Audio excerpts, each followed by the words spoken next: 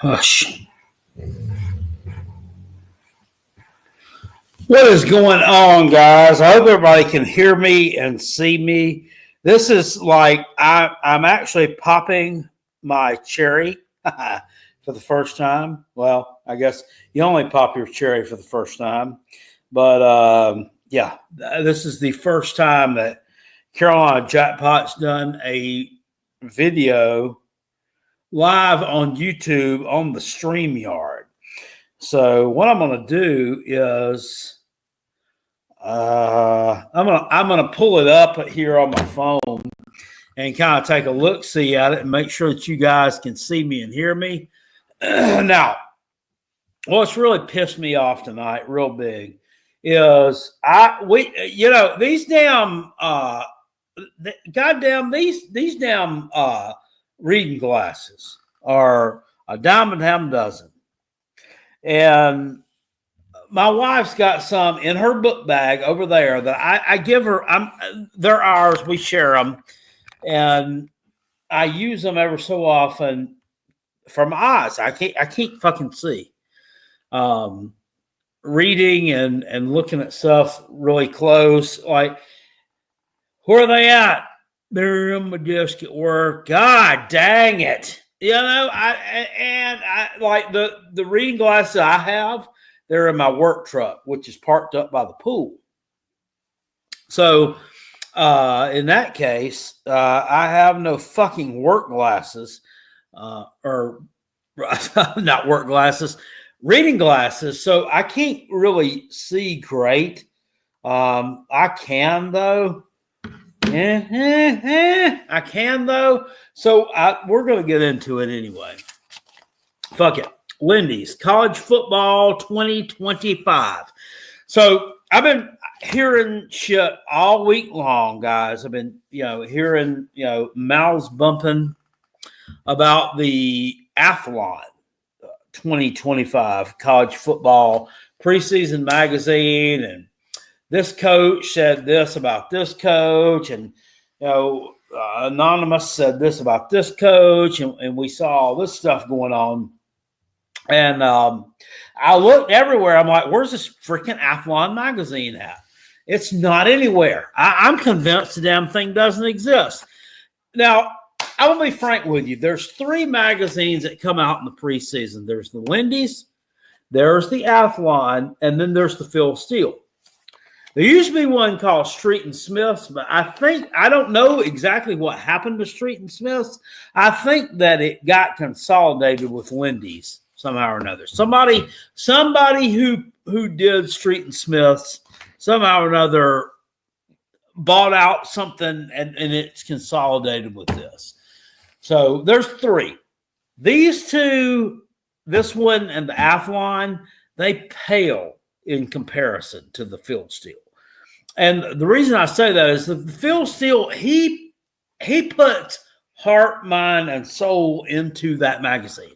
He is the Rolls Royce of football magazines.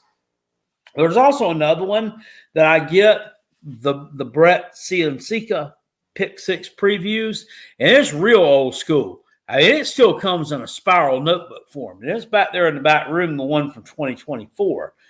He has one for 2025 that'll be coming out soon, but I pre-ordered all those. So this one, anyway, and spoiler alert, I'm not just glazing. Isn't that the term that we use nowadays? The Gen Zers use, the 30-somethings and the 20-somethings use, glazing. I'm not glazing Phil Steele because he said 2 of his sets of power rankings last year had my Gamecocks going 9-3. Guess what? They went 9-3. Yeah. Props to Phil Steele. I don't know, he's smart enough. He's smart enough, all you motherfuckers. It's not that. It's not that. It's just that I have fucking respect for the amount of time that dude puts into his publication. So I kind of tend to gravitate towards him a little bit. But this one was the first one I was able to get my hands on, so I'm going to go all in on this one. And I've already looked at a little bit of it, and I wanted to read some of it with you guys. And let's see what we think here on some of this stuff. And you can tell me kind of, how you feel about the preseason. What do you think? It's got a nice cover on it. First of all, you got Cade Klubnik from Tatertown, Haynes King there, Lenora Sellers, of course, and I don't know who that is from Georgia.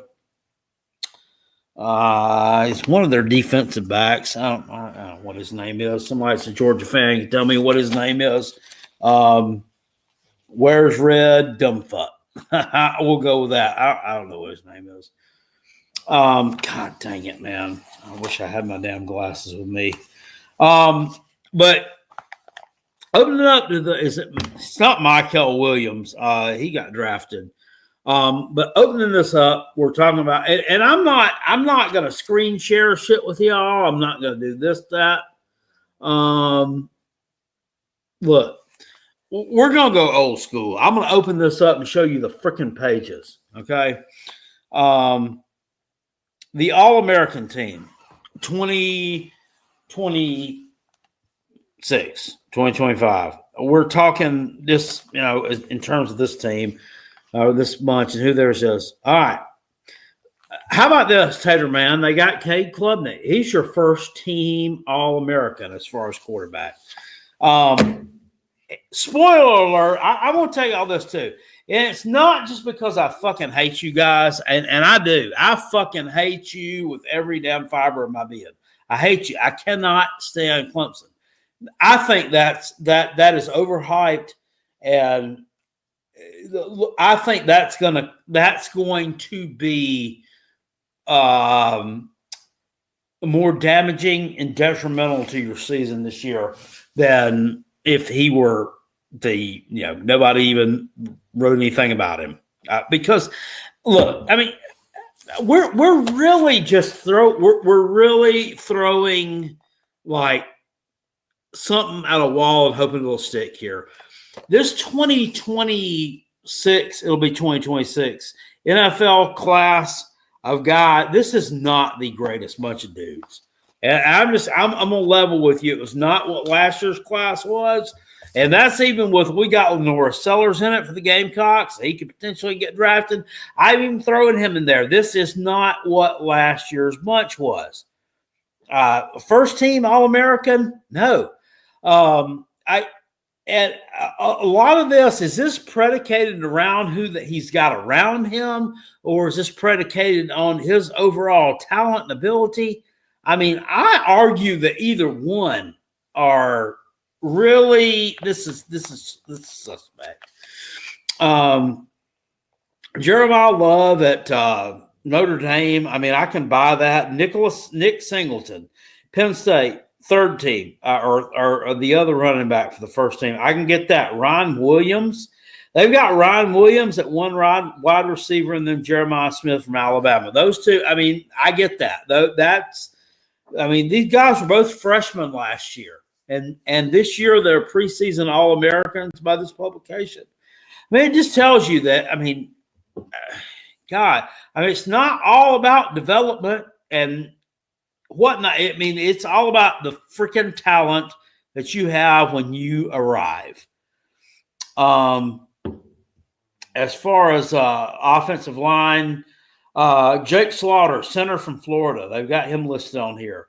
My man, the SEC Network's Cole Kublik ranked Florida as his best offensive line in the SEC going into 2025. I'm a little bit skeptical on that. He's really high on Florida in a lot of different positions, kind of glazing them. Is that what they call it? The young people call it glazing them, if you will. I'm not bought on that either. They're going to have to show me something. Kid from Missouri, a kid from Alabama, and one from Alabama, and that. Eli Stowers, the tight end from Vanderbilt, seems to be on the number one All-America list for a lot of folks. And I can kind of get behind that. Dude's pretty good. Let's talk about some teams here too. I'm not going to sit here and talk about all America teams too awful much, but this magazine breaks it down by conference, obviously, and the SEC is way back here, and that's by design because they know everybody wants to see the SEC, so they're going to flip through the entire beginning of this magazine just so they can get to the SEC. And in terms of that, in terms of SEC, they have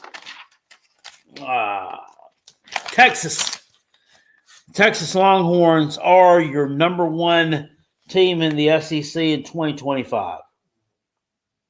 Got LSU at number 2.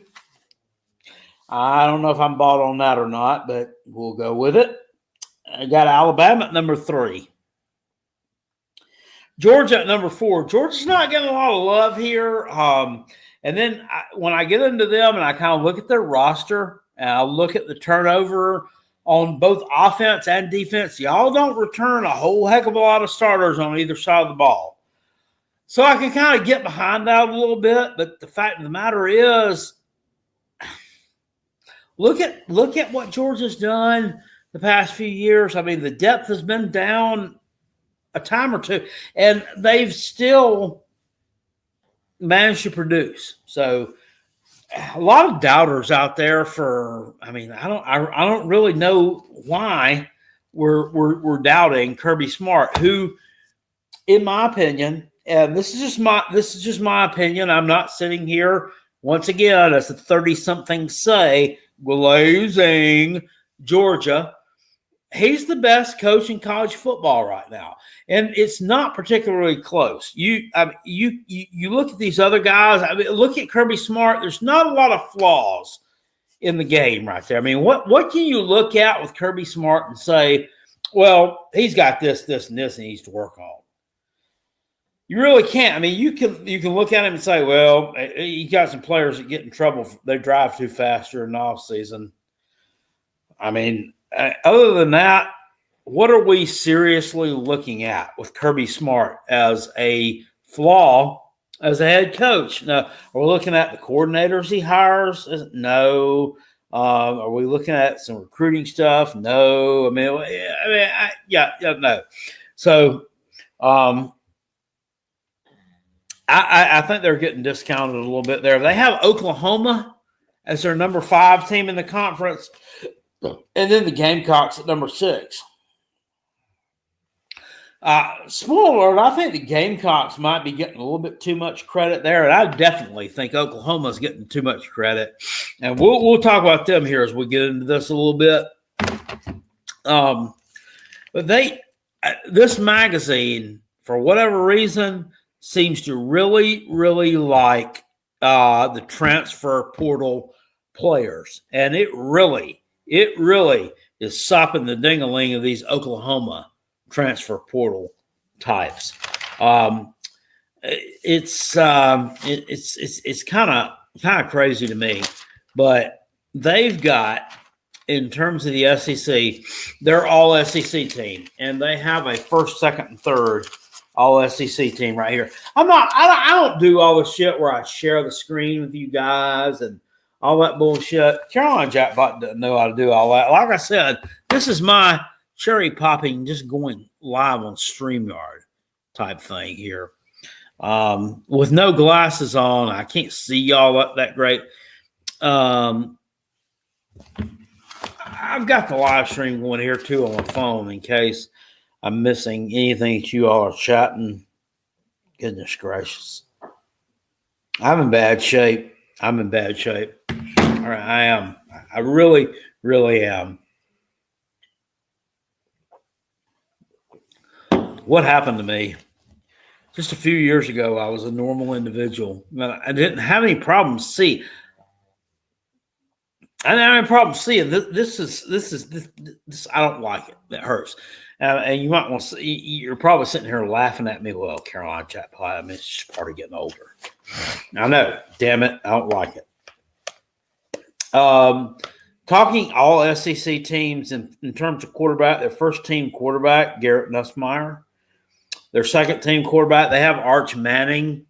And then their third team quarterback, they have the man that my Carolina Jackpot football cave back there is going to be named after at least this year, the Lenoris Lounge. Back in the back part of the house. Lenoris Sellers, their third team All-SEC quarterback. I was glad to see that. They didn't stick DJ Lagway there, who had half a year where he was injured. They didn't stick Jackson Arnold there for no goddamn reason because, he plays for Hugh Freeze now, so all of a sudden, he was fucking terrible in 2024, but all of a sudden 2025 is going to be great because he plays for Hugh Freeze. That said, though, in terms of their all-SEC teams, just throughout the nuts and bolts here, we've got a lot of Auburn players sprinkled throughout this. Wide receiver Eric Singleton on the all-team SEC first team. Didn't he come from Georgia Tech? I think he did. They also have wide receiver Jalen Ott from Oklahoma as their first team all-SEC running back. He came from Cal. Here's my thing, guys. He came from fucking Cal. He came from fucking Georgia Tech. And I'm looking at some more on here and where they came from. I don't see any more there. Zachariah Branch, Georgia, first team All-SEC AP. Just an all-purpose player. Okay. Okay. Yeah. We'll see. Defensively, these guys are all good. Linebacker Harold Perkins, LSU. Wasn't he hurt all year last year? I think he was. My thing, here we go. My thing, first, this first team they've got is really, really suspect. To me, you don't put a bunch of transfers on your first team, all-conference team, not knowing what the fuck they can do. And you do, I take that back. You do know what the fuck they can do against other conferences. The SEC is a little bit different. This guy coming in from the Big 12, whatever, things are going to be a little bit different. He's going to be facing some more stiff, more physical defenses than he did in the Big 12. And that's just, I'm not talking shit about the Big 12. I'm just telling you facts. These are facts. They may not be quite as good. And this Jalen Ott guy from Cal, he was hurt half the year last year. We're putting him automatically on the first team for the SEC. Yeah, that seems a little bit. It seems a little bit silly to me. Though Arch Manning at second team on the second team All SEC quarterback Lenoris Sellers, confidant and namesake of the Lenoris Lounge at third team All SEC. Le'Veon Moss is also on there with Lenoris Sellers' third team running back. Le'Veon Moss played for Texas A&M last year. He got hurt against South Carolina. I'm going to tell you what, and people might not like this. If that guy got hurt against South Carolina, got knocked out of the game, and that ended his season, if he hadn't got hurt in that game, that whole entire game, the whole outlook of that thing might have changed, and the outcome of that game might have been different. And I know it's just one player, and maybe I'm reading a little bit too much into that, but they were running the ball down South Carolina's throats for the first few minutes of that game, and then he got hurt. So, we're coming back and sticking him on the All-SEC third team behind the guy who played for Cal last year, who was hurt a bunch for Cal. Seems kind of silly to me. Seems a little bit silly to me. But the way the teams line up and in the SEC, this is how they've got them. They got Texas at number 1. They have probably couldn't do that, could I? Got LSU at number 2. Alabama's number 3. Georgia's at number 4.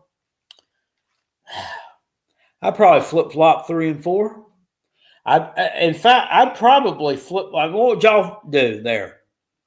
I'd probably flip-flop Georgia and LSU. Put Georgia and Alabama. I would probably put Alabama or LSU at 3. Probably put Georgia 2, Alabama 4. That's just me. That's a little bit wonky in my opinion. I know Georgia's replacing a lot, but yeah, we're not trusting that coaching staff. To me, we're not really trusting the process of what we've seen for 4 or 5 years. I don't know. LSU at 2. I don't know, man. I don't know. They have Oklahoma at 5, and then the Gamecocks at 6. God, I don't know, guys. I think the Gamecocks might be a little high. I definitely think Oklahoma's a little high. Florida at number 7. Maybe I can get behind it. Ole Miss at 8. Here's the thing with them. Ole Miss is breaking in a new quarterback in Austin Gregory. You know Lane Kiffin's going to have a quarterback that's ready to play. I think that he's going to – I think Austin Gregory, I think he's going to surprise people.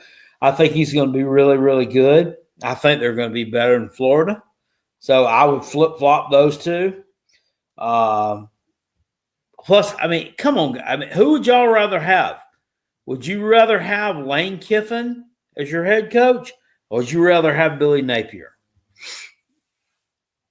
Show of hands. I mean, back against the wall. My team's 0-10. We're looking for our first win. Who do we want? Do we want Billy Napier, or do we want Lane Kiffin? Yeah, I mean, and that's what all that comes down to me. Billy Napier sucks. This guy, I mean, he can hardly talk his way out of a wet paper bag. I mean, we got 50 coaches around us, but we're still calling our own plays. I don't know. Missouri at number 10. I think they still continue to get undervalued a little bit. But, I skipped over one. They got Auburn at number 9. This guy also glazes Auburn a good bit, gives them a bunch of credit here. He gives them a sprinkling of players on these first and second and third all SEC teams I've never fucking heard of. Eddie, thank you for the super chat. Says Jackpot, thanks for the unexpected live. Oh, you're welcome. You never know what you're going to get from me. Okay, I'm rather unpredictable. I'm rather unhinged, and when I get to drinking a little bit, you never know. You never know what I'm going to do. I still think Mizzou gets undervalued a little bit. I still think Auburn right here is getting overvalued a lot, based on what Hugh Freeze. This guy has ridden a couple of wins over Alabama back in 2015, 2016, to a couple of good jobs and, a lot more credit than I really think he deserves. I think he's average as fuck. I think his roster is really average as fuck. And I think that their results this year are going to be, go ahead and say it with me, average as fuck. I don't understand the hype. They get hyped every year. This is one of those teams in the SEC that people always hype up. They hype up Auburn. They hype up fucking Florida. They hype up goddamn Alabama. And they always fucking disappoint. They always do it every fucking year. They do. But they don't fucking hype the Gamecocks. Well, they're hyping them a little bit this year because of what happened last year. But if it wasn't for last year, would they be hyping them fucking? No. Do they ever hype fucking? Here's one they don't hype. They don't hype Kentucky. Yes, with good reason. They don't really deserve a whole lot of it, but by God, they could do something. They don't hype Missouri. They even after 2023, when they lost two regular season games. They don't give them enough credit. They shit on them all the time. Last year, they shit on them all fucking year long. They lost, 3 regular season games. With 2 of their fucking regular season games, they lost. The damn quarterback was hurt. And I know, well, you can't blame injuries all the time, Carolina Jackpot. Well, when you have an offense that's quarterback-centric, you can a little bit. And I don't think they get the credit they deserve. I think that they've got Tennessee pushed down here at number 11. Look. They've got Texas A&M at number 12. 12? Really? And Auburn at at 9? I don't know. Look, let's peel the layers back here a little bit. We've got a quarterback at Texas A&M who's proven we know what he could do last year. This team they were playing for the SEC championship, but they could have gone to the SEC championship game if they had beaten Texas, right? Auburn had a losing record last year. Yet you've got a couple of transfer portal additions that we don't know what Hugh Freeze is going to do with them, and all of a sudden we vault them up that much against Texas A&M? No, I don't know. They've got Texas A&M nestled against Arkansas. Yes, sir. Then we got Vandy, Kentucky below them, and Mississippi State below them. Low-key, I think Kentucky's going to be a little bit better than what people are giving them credit for. I think they're going to be better than what Vandy's bringing to the table. People have seen Diego Pavia. They know how to stop him now, I would think. But I think Tennessee, and by no means am I a Tennessee apologist, a Tennessee lover. I'm not taking it up for you, but they are really, guys, they're really shitting on you here. They think you can't replace Dylan Sampson, but that Star Thomas guy that y'all picked up out of the transfer portal from Duke, he was pretty good. He rushed for about 800 yards last year in a Duke offense. And Joey Aguilar, despite, we've picked at him for throwing the interceptions and this, that, and the other, he's still throwing a lot of touchdowns. So, I mean, how do we quantify that? I think Tennessee's getting slept on a little bit because of the Nico deal. I think that's a little bit of an overreaction from this magazine for the Nico deal. I don't think they're going to finish that low. I mean, you finish 11th. You're talking about this team's – we're talking like a 7-5, 6-6 team. I don't think that Tennessee is not going to be that bad of a team. I mean, I look at Tennessee and the Gamecocks, I mean, pretty much on the same level. I think Tennessee overall might have a better roster, especially defensively. I mean, Gamecocks, obviously better quarterback-wise. I think better wide receiver-wise. But, defensively, I think Tennessee's going to be good. I mean, they're returning 8 starters. We're picking them to go 11th in the conference. Nah, I'm not. Fireval says he thinks there's 7 or so. I think that's more. I think you are. You're more in line with what I'm thinking there. So, yeah. Mr. You Mad Bro is talking about Austin P and saying somebody's a joke. Who's playing Austin P? Is that Georgia? No. You Mad Bro. Y'all play the Citadel. Okay. So, I mean, let's not. Well, I can't talk a whole lot about the Citadel. But this magazine, and it breaks down these SEC teams fairly well. But as I said, I think LSU at number 2 is a little bit crazy. I think Ole Miss is rated a little bit too low. I think Auburn's a little too high. I think Tennessee's too low. Texas A&M's too low. I think Missouri's too low. God dang, I mean, Carolina Jackpot thinks everybody's too low. Okay, so this has got to be right for somebody. I think Mississippi State, they're ranked. Kentucky's overall ranking is number 64. Mississippi State overall ranking at number 84. They are really getting shit on here. And I've seen a lot of it, like the coach rankings and all that stuff. And this Jeff Levy, I mean, this guy is they're really just spreading their butt cheeks and taking a big dump on this dude. God dang, I mean, he's walked into a bad situation. You had a coach that died unexpectedly. They had to fix that. And they went with the defensive coordinator. What was his fucking name in 2023? He couldn't run that damn team. I called him Vin Diesel because he looked like Vin Diesel to me when they played the Gamecocks. I called Vin Weasel. Anyway, they fired his ass after 1 year, which he was shifted into something. Did anybody think he even wanted to be the head coach? Probably not. I mean, it was a bad situation there for him.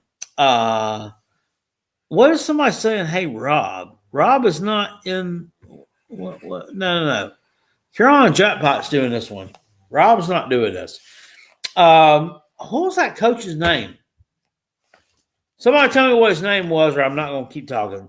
Zach, was it Arnett? Is that his name? Dave Aranda is the coach of that. Was Zach Arnett? Was that his name? Yeah, I think it was Arnett. Yeah, he was in a bad situation. But Mississippi State, I mean, we are they're not really given the benefit of the doubt on much of anything. Yet, they covered the spread against several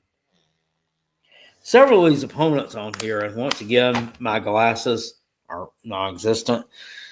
So I can't reference that a whole lot, but I do know against Georgia kept scoring, and they lost 41-31 to Georgia, lost 34-24 to A&M. What is this, 58-25 against Arkansas? That's a bad loss. They beat UMass 33-14 to Tennessee, and they were hanging with Tennessee there for a long time in that game. That final score is not really indicative. Missouri game, they lost by 10. Or is it 18? Once again, eyes. And then at Ole Miss, 28-14. I mean, they've covered the spread. So I think that Blake Shapen's their quarterback. Levy might not be given enough credit and might be getting slept on just a little bit. Just a little bit. I think they win an SEC game this year. And I'm looking at their schedule. They're at Southern Miss, Arizona State, Alcorn State. 2-1. We're talking about Northern Illinois. I mean, that could be 3-1. And then they play Tennessee at home. Shout out to Tennessee, man. I think they beat you at home. And once again, I'm not low on Tennessee, and I'm not shitting on Tennessee. I think they knock you off in Starkville. They've got to win an SEC game at some point. And let's look at the rest of them. Tennessee at Texas A&M, probably not. At Florida, probably not. Texas at home, no. At Arkansas, maybe that. Okay, maybe that one, and then they lose to Tennessee. Besides from that, we're talking Georgia at home. No. At Mizzou, unlikely. And then Ole Miss at home. Or at Mizzou, it depends on who Mizzou plays the week before that. They could win at Mizzou. But then again, I'm not shitting on Missouri because too many people shit on Missouri, and that's not my style. Okay? So looking at them, I think they're undervalued a little bit too. And then I want to look at some other stuff in here real quick too, because I went over the SEC there kind of with a fine-tooth comb, as much as one can when you can't see. How crazy is that? We didn't even talk about their top four. Their top four, number one, they got Texas. Number two, Penn State. I can see that. Number 3, Ohio State. I can see that. They lost a lot. Got a lot of young folks there. A lot they got to replace. I can see that. Number 4, they got Clemson. Too high. It's too damn high. It's too goddamn high. And look, am I a hater? Yes, I'm a hater. Am I also a realist? Yes, I'm a realist. Clemson is too high. What the fuck all these people are basing this shit off of? I don't really know. Okay, I don't really know. Is it because we were only losing to Texas by 7 points in the third quarter last year in the playoff game? I'm having a hard time with this. Got our ass kicked at home by Louisville. Where have you grown at from there? Where have you developed at as a team from there? Oh, you only lost your all SEC or all ACC running back in Phil Maffa, and you really don't have anybody to replace him with. We only lost that. I'm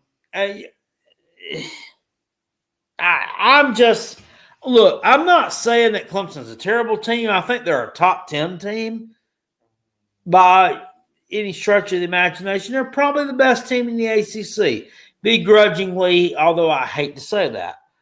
A number 4 team in the country? No, I don't get that. All this Clemson glazing is sickening to me. It's turning my stomach. The Cade Klubnik as number 1 quarterback in the country it's nuts, guys. It really is nuts. I mean, it is preseason, so you got to put somebody there. But it really seems like we're just throwing things at the wall and hoping they'll stick. No, they don't believe that guy's the number 1 quarterback in the country. This guy, 18 months ago, was calling his own plays on the road at Miami, running into the teeth of the Miami defense for no damn reason at all, instead of handing the ball off to Will Shipley like he was supposed to be doing and losing the fucking game for him. I mean, come on. Let's get with it, really. We really don't believe that. Really don't. LSU at number 5. Number 5? I don't know. Notre Dame at 6. We got Oregon 7. Alabama 8. Georgia at 9. Do we really think that Alabama's better than Georgia? I know Georgia lost a lot, but yeah. Are we really going to go against Kirby Smart and Miami at 10? Yeah, I don't know. I don't know. And then once again, I've got to find somebody to say, well, if you don't like that one, you got to find somebody to put in their place. Well, I really can't put anybody in their place. And it's all such, guys, it is all such a crapshoot. It's really, really hard to figure these teams anymore with this transfer portal. You really don't know how this guy's going to fit in at this team. This Jaden Ott on the first team, all SEC team, this John Mateer on the first team, all SEC team is fucking ludicrous because you don't know how these guys are going to fit into those systems. You don't know. Jaden Ott was hurt half the year last year at Cal, played in the ACC, which is one of the most heavy conferences out there. So, maybe maybe he comes back from that and maybe he's great, or, maybe he's just a fucking turd. God, nuts to Carolina Jackpot. Nuts. I want to get into the rest of these conferences real quick. The AAC, American Athletic, which is not a Power 5 conference, by the way. But they have Navy winning it, followed by Tulane, Memphis, Army, South Florida, UTSA, East Carolina, UAB. That's the first 8. And then there's the rest of the bunch. How about this? They have Charlotte finishing number 13, the American Athletic. That's next to the bottom. As you know, Biff Poggi was the head coach at Charlotte. I don't know if any of you guys knew about Biff. But if you watched this channel last year, you knew about my love affair with Biff Poggi. Does anybody know who Biff Poggi was? Put that in the comments or put it in the chat. or if they'd seen Biff Poggi with the Charlotte 49ers or knew anything about him. But this guy was a former high school coach in the Baltimore, D.C. area, wore a damn sweatshirt with the sleeves cut off. Just an absolute dude, just an absolute unit. Anyway, he gets fired because they don't win enough games. After less than 2 years, they're giving him a man. Less than 2 years. Sickening. He gets fired. They bring in another coach. But on a Thursday night in week 2, before the Saturday night games, obviously week 2, a Thursday night game, they play at home against, guess who? Guess who? Guess who Charlotte's playing week 2 at home? Go on ahead. Guess for me. And don't look at your fucking maps. Don't look at Google. Tell me who they're playing at home.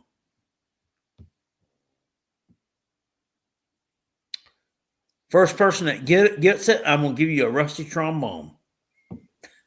I'm just kidding. Somebody tell me who they're playing week 2. Yes, Jerry Wells gets it right. UNC. Well, I thought that might be fun. I thought, I'm going to take my son. Me and him's going to go up there. We're going to watch that from the Jerry Richardson Stadium. I look it up. A ticket, $254 fucking dollars for the cheapest ticket to get into the Jerry Richardson Stadium to see Bill Belichick's and Jordan Hudson. Jordan Hudson. What the fuck? This is ridiculous, too. This Jordan, Jordon Hudson, this chick is getting more fucking publicity than anything I've ever seen. She's getting more publicity than Jesus right now. She's my son's age. She's 24 years old. Quit paying this whore some fucking attention. Fuck her and the damn train that she fucking came to the damn circus on. Fuck her. Fucking moron. Go the hell back where the damn hell you came from. Anyway, $250-something for a ticket to the Jerry Richardson Stadium to see UNC Charlotte play North Carolina. I was like, well, fuck. I mean, we're fucking on that deal. I mean, I'm not going to that because, number one, I might consider paying that high of a price. It was my Gamecocks. It was a game that I really wanted to see, but to see if somebody I don't give a fuck about, no, absolutely the fuck not.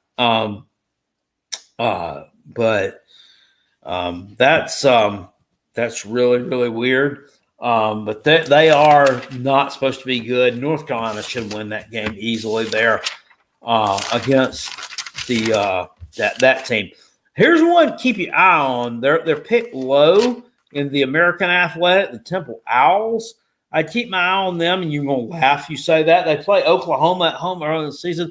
Their coach is going to be Casey Keeler, who was the coach at Sam Houston, which made the jump from FCS to FBS a couple of years ago. And they had a really, really good year at FBS in the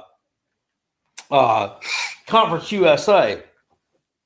Casey Keeler takes the job at Temple, which is weird because, I mean, if I was set and I was at Sam Houston, I'd stay at Sam Houston. God dang.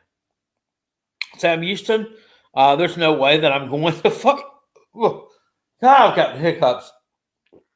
To Temple, where football is probably kind of an afterthought, but that's what's going on there. Maybe he'll do something there. Maybe they'll be decent. ACC wise, we got Clemson at number 1. They have Miami at 2, SMU at number 3. I think that quarterback, Kevin Jennings, is getting slept on. He could be your number. God dang it! Stop hiccuping. Your number 1 quarterback, not Cade Club Dick. They have FSU at number 4. Why? Why are we doing that? Thomas Castellanos, the former quarterback at Boston College, going to be taking over the reins of quarterback at Florida State. I've seen all these magazines calling him Tommy Castellanos. I mean, did he change his name when he left Beantown to head to Tallahassee from Thomas to Tommy? seems weird. We're going from 2-10 to number 4 in the conference. Once again, glazing some team that doesn't deserve to be fucking glazed. Florida State, I mean, if you're the 4th place team in the ACC, they're thinking, God dang it, these hiccups. I'm going to sit here until you go away.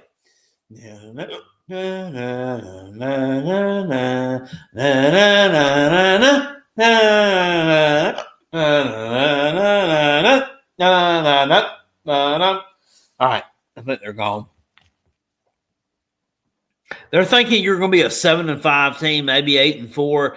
They won 2 fucking games last year. Do you know how good of an improvement they're going to have to make to go from 2 wins to 6, 7 wins? And that's like most teams don't do that. So I'd keep an eye on that. I don't think Florida State. I mean, once again, there are teams that these fuckers hope are going to be better than what they actually are. Case in point, here we go. Florida State. I don't get it. Louisville, number 5. I think Louisville will be better than Florida State. Miller Moss at quarterback. Are you kidding me? Pitt at number 6. Intriguing. Pitt. We never know what we're going to get from these guys. Georgia Tech at 7. And a lot of people with high expectations for Georgia Tech. I think they could finish better than number 7. Okay, I mean they've already polished off those rings that they made for that 7-6 finish with the win over Vanderbilt. I mean that guys, that was silly. Some alumni or alumnus. What's the plural? Is the singular is an alumni? He's an alumni, or alumnus is the alumnus singular. He's an alumnus of here. These are our alumni over here in these bleachers. I think it's weird. Alumni you would think is the singular and alumnus is the plural, but I think it's flip flop. Anyway, this guy graduated from Georgia Tech. So I think that his heart was in the right place making those rings, but it was kind of silly. Duke, Syracuse, all these teams are just kind of gommed up here in the middle. Here's Jordan Hudson here at 10 and 11. NC State's got a lot of guys back on both sides of the ball. They got them at number 11. That could be my sleeper team. That's not, I don't think maybe competing for the conference championship, but maybe in the top 5. Virginia Tech, the team Carolina plays week 1, really bad. They got them at 12. They're replacing a lot of pieces on both sides of the ball. They're not going to be very good. We're probably going to pound them like a cheap whore on a Saturday night, which doesn't surprise nor make me upset. Boston College, Wake Forest. Shout out to Wake Forest. Their quarterback and former Gamecock Robbie Ashford be pulling for Wake Forest next year. They got a new head coach. Virginia, they got them way down. And Cal at number 17. Cal, like 90% of their team transferred out, and they still got the same head coach. And they don't have any problem. God dang it with these hiccups. They don't have any problems at Cal. So, I mean, one could just deduce from that they just want to, Cal is a feeder program. They really, really are. That's awful. It's awful for Cal. I feel for Cal. Once again, ain't a damn thing I can do about it. Let's see these other teams. Big 12. Got Arizona State as the number 1 team, barely it says. Texas Tech number 2. Texas Tech spent a shitload of money. They spent a king's ransom on NIL. Sports Talk J would say, "I got that oil money." Every team at Sports Talk J talks about in Texas. They've got that oil money. So you got them oil wells pumping up and down. I'm gonna tell y'all one thing or another. That's one fucker on YouTube I don't fucking like. I can't stand. I cannot stand that dude. Ugh! I could just wring his neck. I don't know what it is about him. It has something to do with number one. Look, here's the thing. Number one, he blew up. He's gotten really, really successful on YouTube. Okay, I can't take anything away from him there. And it's not just he's gotten more successful than me. He's gotten more successful than a lot of people.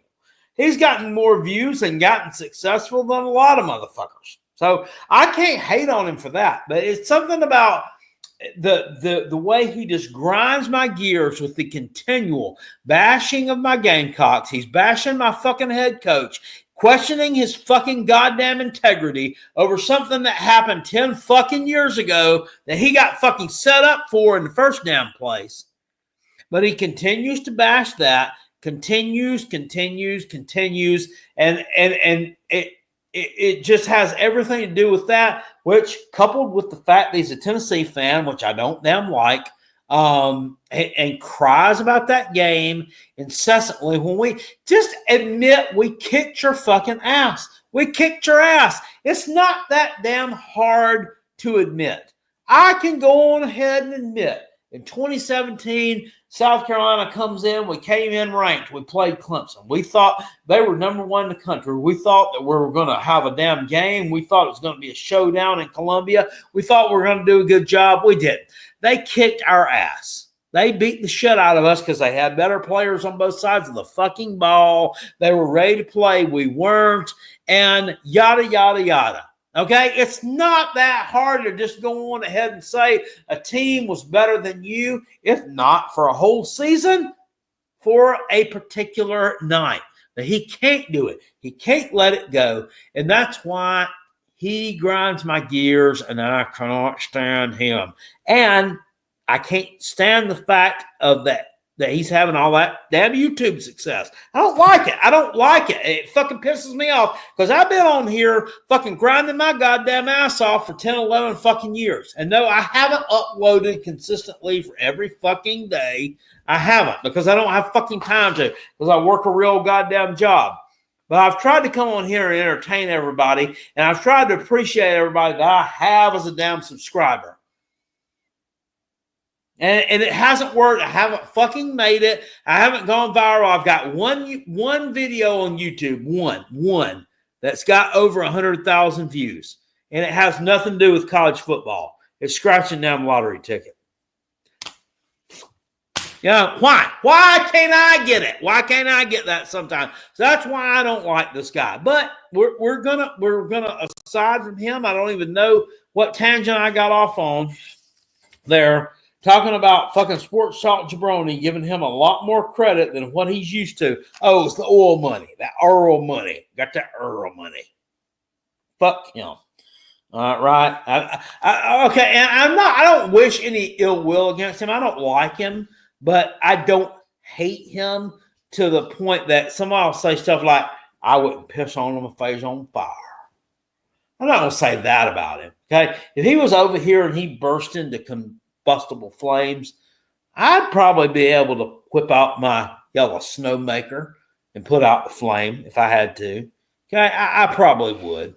I'd do that. I'm not going to tell you that those kind of things. I mean, that's just crazy.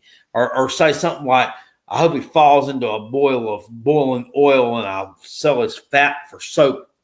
I wouldn't say that either. No, I'm not that dude, okay? But I don't like him. He's a fucking dick.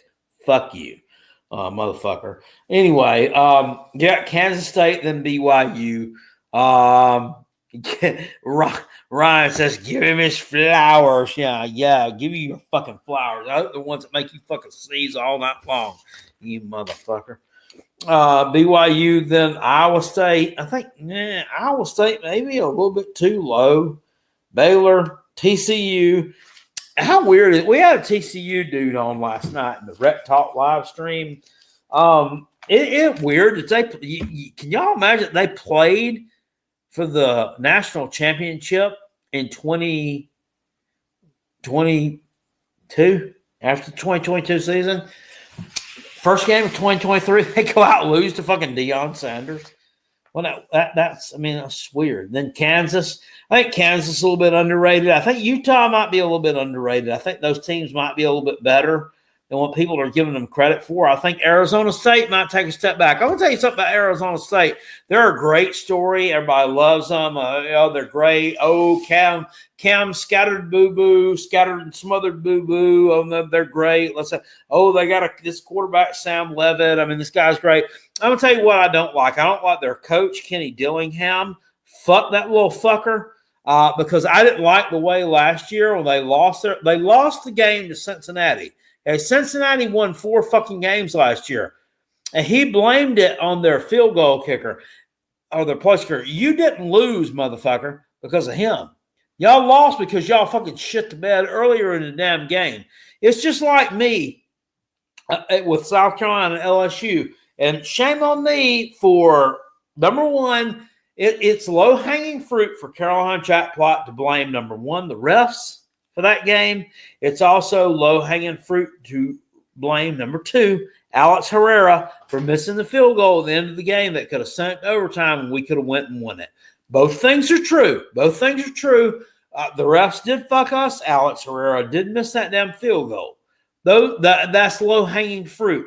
But, I could also go back and tell you our defense didn't play very well. We were up 17-0. You're up 17-0. Your chances of winning a game, y'all ever seen those things, those little lines on Vegas and the ESPN, your win probability and all that? It kind of snakes up and down with your team and the other team, and it has their colors and these little lines. Well, when you're up 17-0, your probability is like fucking up here. It's climbing up the damn mountain, right? Like on the Price is Right, the little yodeler thing that went yod, yod, yod, yod, yod, yod, yod, yod, yod, yod, yod, yod, yod, yod, yod. 17-0, you're pretty high up that fucking Price is Right mountain.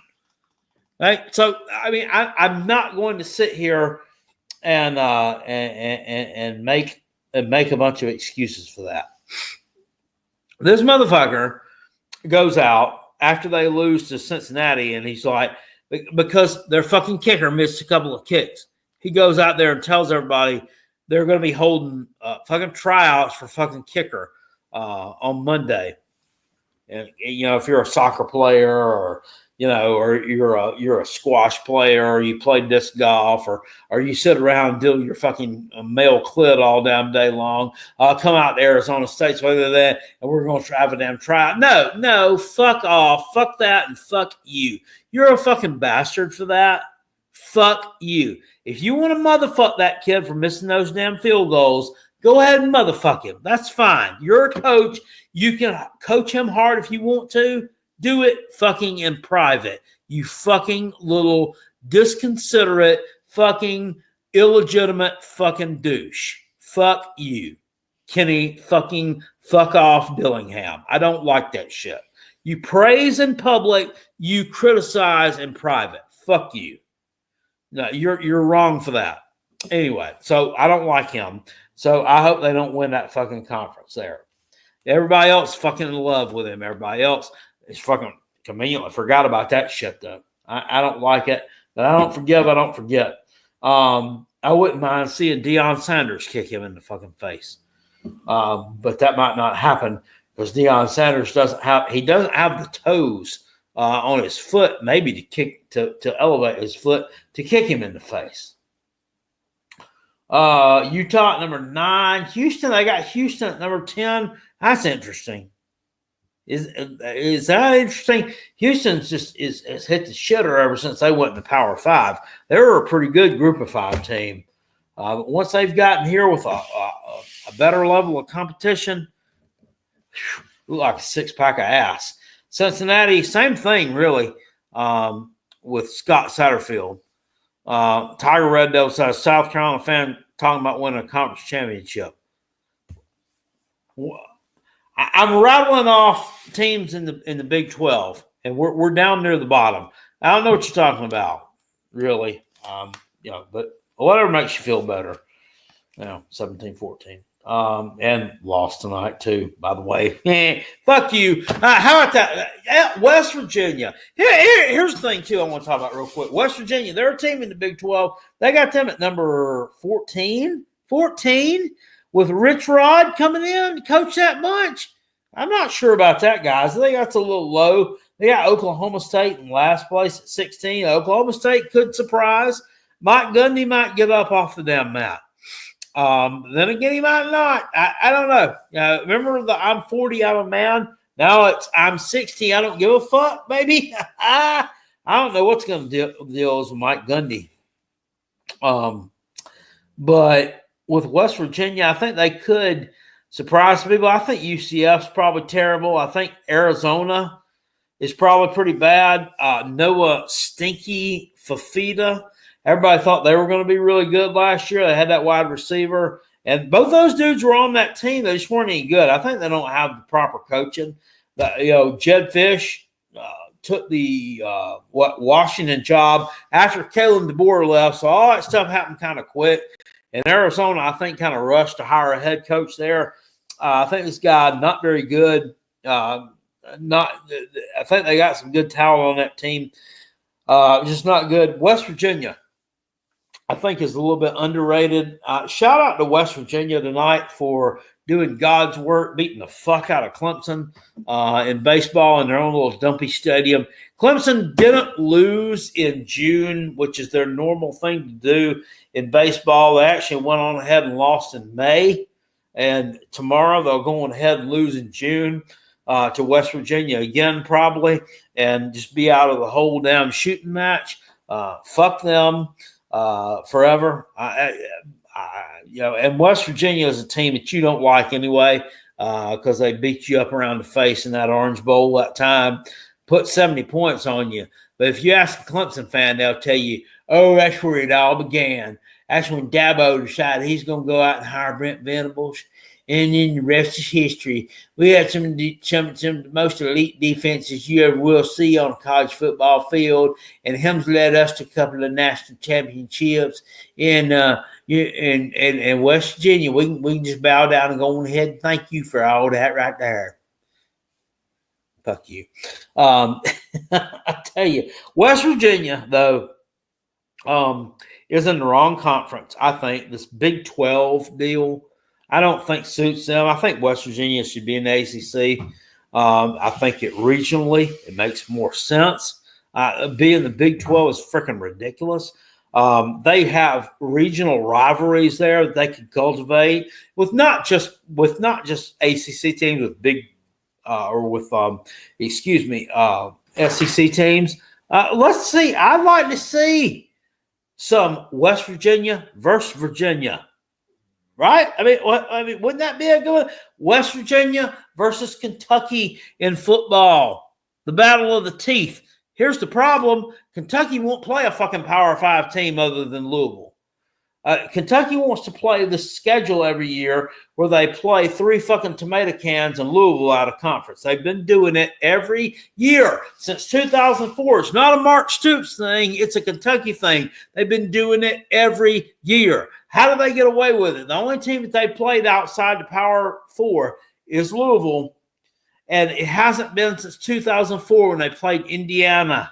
That when Indiana wasn't any good, but at least it was a Power 4 team. I don't understand how they get away with that. But I'd like to see some Kentucky versus West Virginia. It'd be a good game. It would be a good regional game. I'd like to see some West Virginia versus Vanderbilt, still kind of regional. West Virginia and Tennessee, they played the 2018 season. I seem to remember Mountain Greer. He ran it in raw in Tennessee that day. Down in the Gamecocks' former home away from home Bank of America Stadium in Charlotte. That was Jeremy Pruitt's first game at Tennessee, and that was a kind of a precursor of things to come because they kind of beat you up really bad. West Virginia, but against all those, West Virginia versus Louisville, they're not that far away. And then they could still play Pitt, West Virginia, or excuse me, they are West Virginia, Pitt, Penn State, West Virginia versus Maryland. I mean, there's some good regional rivalries there, is my point. West Virginia and Cincinnati, which they are in the Big 12, and they're all in there kind of, and they're not that far apart from each other. But, I mean, we choose, okay, we're going to have fucking West Virginia and UCF, West Virginia and Houston, West Virginia for fucking Arizona. Who gives a goddamn? Nobody. Those are not good matchups. This conference expansion has gotten haywire and it's gotten nuts, and it's not preserved some things that could be regional rivalries or could potentially be regional matchups that nobody thinks of. What about West Virginia and North Carolina? They're not that far apart. They're not. They're not. West Virginia and North Carolina State. You got that? Got down. I could keep on talking, but anyway, nobody's listening. Carolina Jackpot. I should be college football commissioner instead of these fucking Nimrods that you people keep voting for. What about Baylor? What do y'all think about Baylor? I know Baylor Man's over here tonight. Baylor Man, what do you think? I think Baylor Man, I think y'all beat Auburn at home. I really do. I think Auburn might be favored early on, but silly. Oh, talking about silly too. Harold Perkins for LSU. I'm going off on some tangents here and bounce back and forth. Harold Perkins for LSU. He was really good in 2023. 2024, he was injured all year long. What do they do 2025? This magazine has him on your first team All-SEC team at that position. I mean, is that out of respect? Or, I mean, are y'all being silly? I mean, how can you do that? You don't know that he's going to come back from that injury as good as he was in 2023. Was he in first team then?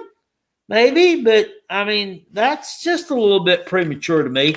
Conference USA, they got Liberty at number 1, and Sam Houston, the Bearcats with a K. Western Kentucky, Middle Tennessee, and then the usual suspects. I think I've gone through almost everybody here. Oh, I did not go through our friends over in the Big Ten. They were at the beginning of the magazine. And you can kind of tell from the rankings there kind of how that's going to figure out. Look at me. I feel like an old man. I got to lick my fingers before I turn a couple of pages. Well, I am an old man, basically. So that kind of tracks. No, I don't want the ACC again. SMU, like I said, getting slept on.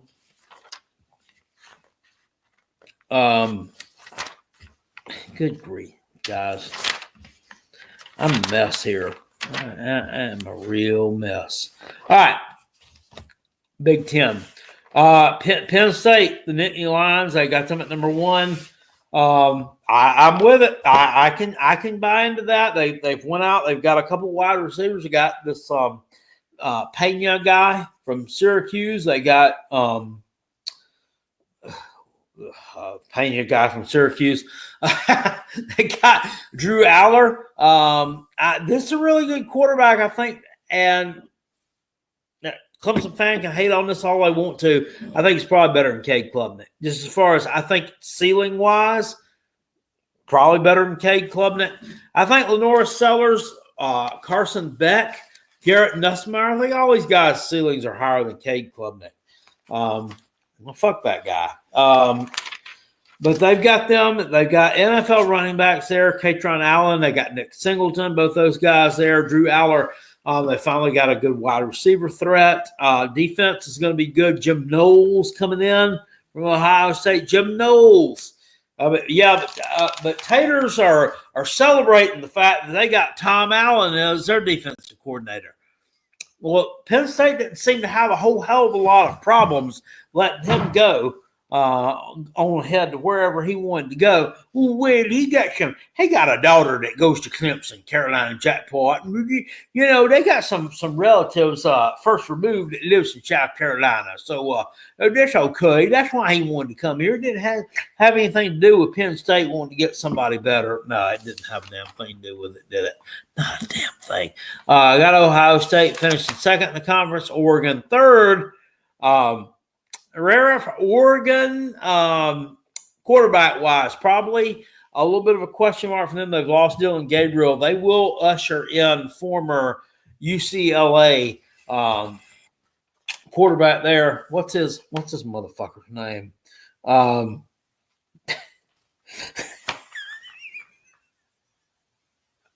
was mean, wasn't it?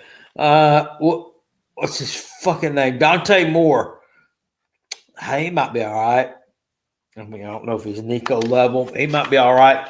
They also feature on the defensive end one Mateo Uyunglele. Damn, you can't mess with them. You can't mess with Big Dave's young'uns, can you? Can't mess with them. Michigan after that. Okay, I don't know. Seems okay. They've got Michigan above Illinois. I think Illinois is probably better than Michigan. That's just me. And then Nebraska. God, I hate to say it. I think Nebraska and Illinois are both probably better than Michigan. They're going to have some problems this year, notwithstanding the Sharon Moore shit. Just I think they're both probably better than them anyway. Anyway, I think Nebraska and Illinois are both probably better than Michigan. Just because you beat a Alabama team that goes out there not ready to play in a bowl game doesn't. I'm not sold on them. Southern Cal here, right in the middle of the pack with Washington. It's right about where they deserve to be. Southern Cal is, a team that could be in the top 10 if they would start playing defense. You remember when Lincoln Riley went out before last season, he got UCLA's defensive coordinator. He's supposed to be really, really good, right? Well, they held LSU to 20 points in the season opener last year, and they're like, look at that. USC's defense is back. It can play. No, it wasn't. And they went on ahead last year, and they just gave up a fucking fuck ton of points and it just ruined this guy's overall record. They gave up 28 points to Maryland. You give up 28 points to Washington in a loss. I don't know, 49 points to Notre Dame. 49. No, it wasn't. Washington might be a sleepy decent team this year, maybe. Indiana, they've got ranked below them at number 31, 33. They're bringing in Fernando Mendoza, the former starting quarterback from Cal. He could make some noise. The transfer group that they've got in this year for Indiana doesn't look as formidable as last year's. So they may take a step back with Iowa at number 33. It's probably about where they like it. Followed by Minnesota at 40. Wisconsin all the way at 55. I don't know. Maybe a little bit low. Maybe a little low for Wisconsin. Let's see here. Let's see if my boy still plays for Wisconsin at running back. No, he must have went on ahead and either graduated or he ran out of eligibility. One Ches Malusi, former Clemson running back, that was mistreated. Guy that finally got out of that dump down there and decided to go somewhere civilized like Wisconsin. Props to Ches Malusi for doing what he needed to do. UCLA, they got that at 57. Michigan State at 59. Michigan State, pretty good quarterback here in Aiden Childs. Jonathan Smith. I think this team might be getting slept on a little bit. Michigan State could be one that pulls a couple of upsets here and is a little bit higher than that. And then with Nico, I'm going to say this, Tennessee fans. I'm not shitting on you. I swear to you. I swear to God. I'm not. I'm not because, I fucking hate Tennessee. I don't like you. I don't like anything you stand for. Most of you guys are okay, but, you know how I feel about Tennessee, that program, how I feel about Josh Heupel. We got it, right? I don't like them all that much. For whatever reason, I think Nico, this guy's going to have a really good year. I don't know what it is, but I think that at the end of the year, we're going to be looking back and those stats are going to be fucking sex, y'all. I think they're going to be really good. I'm just looking at his schedule. He's at UNLV. I mean, Dan Mullen doesn't play defense. He's an offensive mind. New Mexico, terrible. They're at Northwestern. They do have Penn State and at Michigan State, which could be trouble for them. They're at Ohio State. They're at USC. God dang, man, that's a tough schedule. You know what? Fucking get what I said. Nico's going to be eating shit all year. Yeah, he's going to have a tough fucking time of it there. He might get bent in half and bent over too as well. Maryland at 72. Been in some recruiting battles with the Gamecocks. Fuck Maryland too. Fuck Mike Loxley. Rutgers at 78. I think we're a bit low here on Rutgers. No.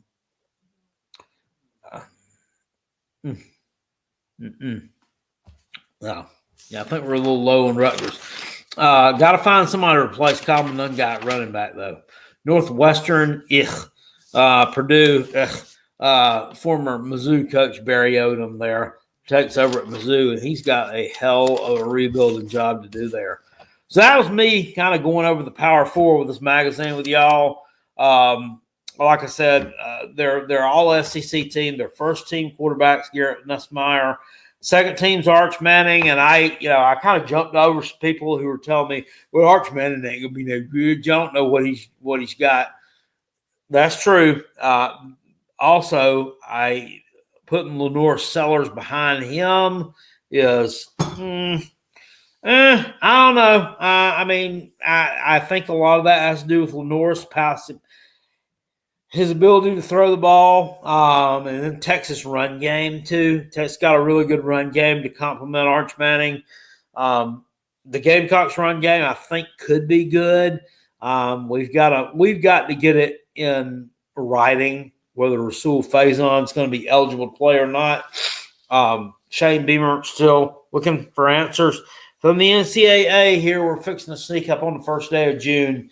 And he's been writing shit to them since January, and they're still fucking him over. So, yeah, go figure with that. This was fucking Alabama, Georgia, Texas, any of these motherfuckers. You'd heard about it the second week that you sent it off, but to us, we got to wait. So, that's fine. We got a running back rim behind them.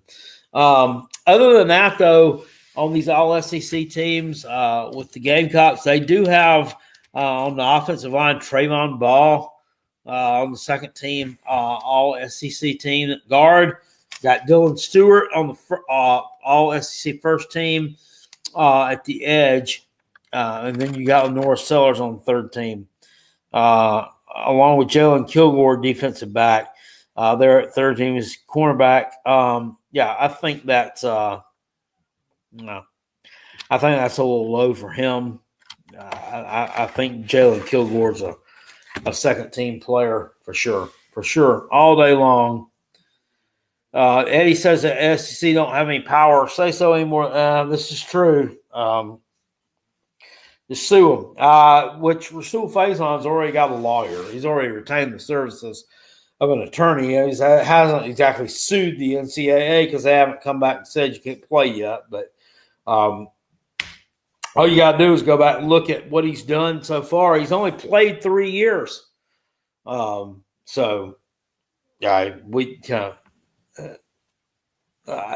know. I don't know what the problem, the holdup is there.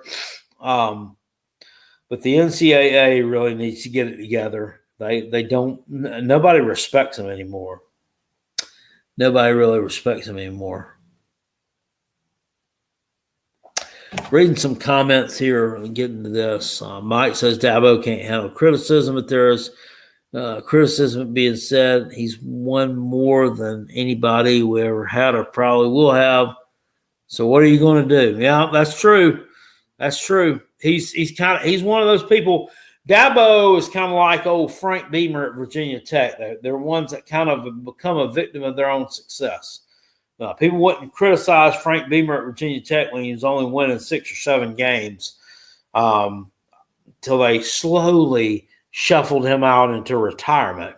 Phil Fulmer at Tennessee. Another coach who Fat Phil became a victim of his own success there too. I can only hope that Shane Beamer one day becomes a victim of his own success at South Carolina, and I can only hope that success, culminates in a motherfucking Nettie. And I think it, guys. I'm telling you, we're not that far fetched. We're not that far off. We're not that far off. Recruiting wise, South Carolina is in on it with Landon Duckworth, the 4-star kid out of Alabama. Was a Gamecock commitment at one time. He decommitted about 6, 8, 10 months ago, and now it looks like the Gamecocks are back in the fold for him again. He's been going on some official visits, coming back to Carolina next weekend. Things are looking good. Things are really looking good. They're on the recruiting trail for the Gamecocks in terms of not just in terms of on the recruiting trail in terms of, hey, we're landing some players. It's who they're landing. It's who they're going at it with for these players. This kid Carter Meadows out of the Washington, D.C. area. Carolina's battling Michigan, Penn State, and damn Ohio State for this dude. Okay? I mean, at one time it was Carolina battling Ole Miss, Coastal Carolina, and App State for recruits. And now we're battling these guys. So I mean, still, if you don't win all the fights against them, would you rather be fighting these fuckers than fighting, Coastal Carolina, App State, and whoever the fuck? So I definitely would. Definitely.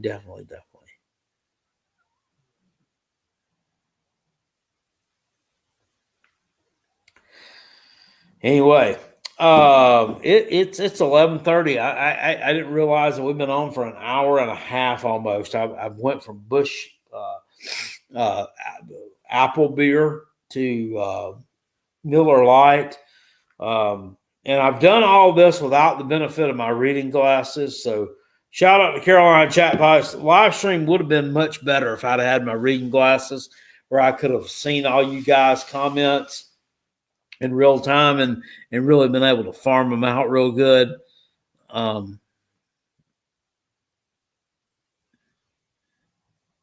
Tiger Red Devil said, when I was stationed in Japan, I drank some really good beer as well. You should have drank something that would have transitioned your fandom, to be honest. The hiccups went away. That's true. Shout out to the hiccups. They are a thing of the past. Even though I'm a pain in the dick, he says I can say along with everybody else that we love your streams. Well, thank you, Tiger Red Devil. I really appreciate that.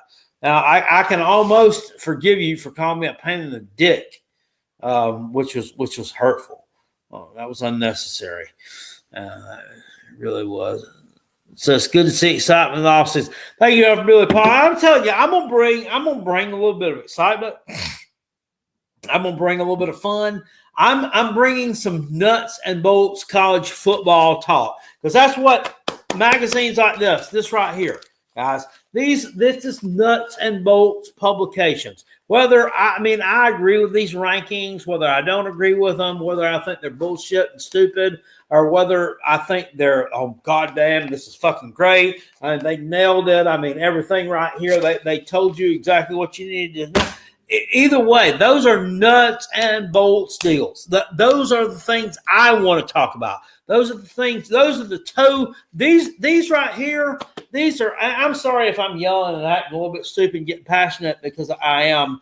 I've drank quite a few alcoholic beverages tonight, which has got my dander up a little bit. But I mean, are we not better really when we're drinking a little bit and we're really able to let the guard down than we are? We're not all stuffy. Right? But things like this, these are nuts and bolts. This is what college football is about.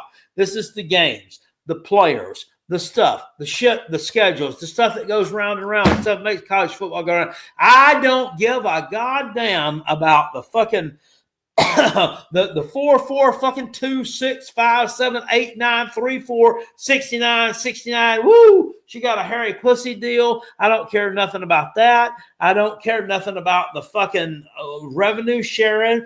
I don't care nothing about this Tennessee fucking president. It looks like she's got a shovel for a face and Hillary Clinton on the other damn side, and their fucking athletic director talking about collective bargaining. That's the only way it's going to get done. That's what Sports Talk Jabroni will tell you on his channel. That's the kind of shit that 40,000 people are watching on Sports Talk Jabroni's videos. Why? I mean, these are things that you could go anywhere and find out if you just got a little bit of a brain and some time to fucking research on the damn internet. That's all they are. It's all it is. It's clickbait. It's bullshit. I don't care anything about it. It's kind of like, and look, I'm not going to sit here and talk about a bunch of politics on this video either. Y'all know where I stand on that. I'm a Donald Trump supporter. That's fine. But I'm not going to sit here and beat that up either all day long and all day night with Donald Trump, and I'm not going to beat up the damn Democratic side either. It is what it is. I think these Democrats who get on fucking Twitter are ridiculous, spewing all their bullshit. It's over. It's over. He won. Just fucking deal with it.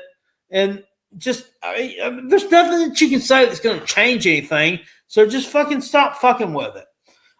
You're wasting your time. That's why you're also, to me, wasting your time putting out videos about this fucking playoff formats and this other bullshit. Just fucking, who cares? I don't fucking care. I'm not saying, well, you're just a dumbass, Carolina Jackpot. You don't know anything about any of that stuff, so you want to shy away from it because you don't have the brain power. No, I do. I have all that. I can wrap my head around it and go research it all I fucking want to. I don't. It doesn't interest me. I don't think it's fun. I'm going to find out what the fucking format is when the fucking season starts, okay? I'm going to find out if we're going to do the 5-11 or we're going to do the 4-4, 69-69. It's all weird. It's all weird and dumb. Anyway, that's what I got to say about all that. Anyway, we're getting way off in the damn weeds here. And why is it that my stream here, I can only see comments that happened a little bit ago, but then the rest of y'all, we are way far ahead on what we're talking about here. Fireball said he likes the 69-69. Well, you know.